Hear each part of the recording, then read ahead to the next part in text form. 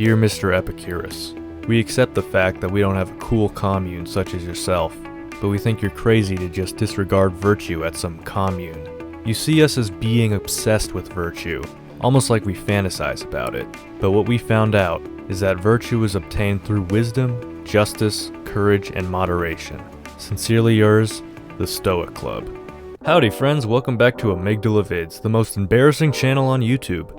Today I thought we'd take a look at Seneca, one of the big three Stoic philosophers, popular with the youth, those crazy Stoic kids.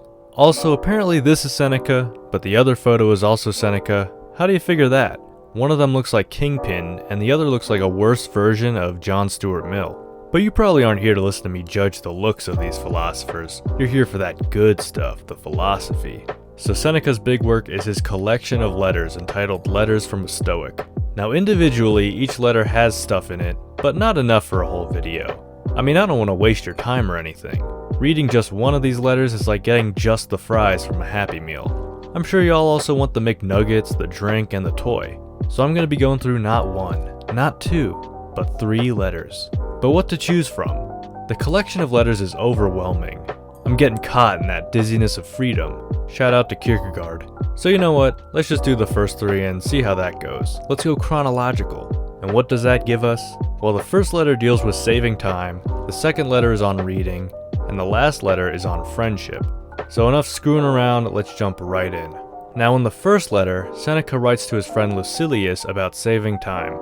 Gather and save your time, which till lately has been forced from you, or filched away, or has merely slipped from your hands. Now there's also a whole memento mori aspect of this, or a reminder of death. What man can you show me who places any value on his time, who reckons the worth of each day, who understands that he is dying daily? For we are mistaken when we look forward to death. The major portion of death has already passed. Whatever years be behind us are in death's hand.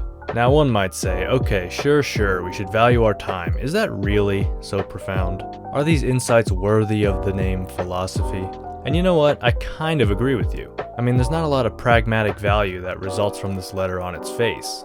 Like, no duh, I should value time. The real question is, how can I value my time? Well, look at it this way. There's some great quotes in here to remind us of the value of time. And the right combination of words can be super motivating. Like, we all know that time is valuable, but we still all do stupid stuff on the internet. Like, I watched this more than 30-minute video about filleting fish for no reason. Perhaps these quotes can act as reminders then for us, to motivate us to stop wasting time when we're in the moment. I don't know. If so, here's one last quote to help. What fools these mortals be! They allow the cheapest and most useless things, which can easily be replaced, to be charged in the reckoning, after they have acquired them. But they never regard themselves as in debt when they have received some of that precious commodity, time. And yet time is the one loan which even a grateful recipient cannot repay. Alright, let's move on to reading, or more specifically, the discursiveness of reading. Seneca here thinks that reading a wide range of topics may actually be the wrong approach. Be careful, however, lest this reading of many authors and books of every sort may tend to make you discursive and unsteady. You must linger among a limited number of master thinkers, and digest their works, if you would derive ideas which shall win firm hold in your mind. Everywhere means nowhere. This idea reminds me of the Taoist idea that knowledge is infinite but our lives are finite, therefore to always be striving after all knowledge is going to be problematic. And yet this is kind of the approach taken in public schools when they teach generally all topics. I'm not saying this is a good or bad thing, because when we're young we don't fully understand ourselves, but at the same time I don't remember jack about Algebra 2, and yet I wasted a year learning about it. Seneca then also says that we should acquire some knowledge from our reading that will actually be useful in our lives, specifically about poverty and death. He writes, "This is my own custom. From the many things which I have read, I claim some one part for myself. The thought for today is one which I discovered in Epicurus, for I am wont to cross over even into the enemy's camp, not as a deserter, but as a scout." So the last part also speaks to reading from people you disagree with for more practical knowledge. Seneca just says it in one of those unnecessary try-hard ways, in my opinion. Like, calm down, dude, you aren't scouting out an enemy camp, you're just reading. You're disrespecting a future US Army soldier. Alright, the last letter for this video is on friendship, specifically true and false friendship. Now this is a perspective I've heard before, but here we see Seneca echoing it.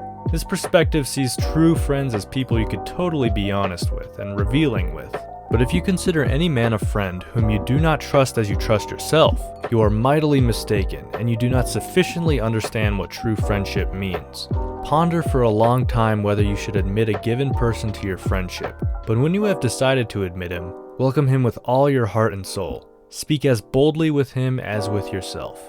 Now this is certainly one way to think about friends, but I like thinking about this whole openness on a spectrum. For example, there are things I'm much more comfortable talking about with my family, and at the same time there may be things that I'm more comfortable talking about with my friends. And perhaps I'd be most comfortable talking about things with a therapist.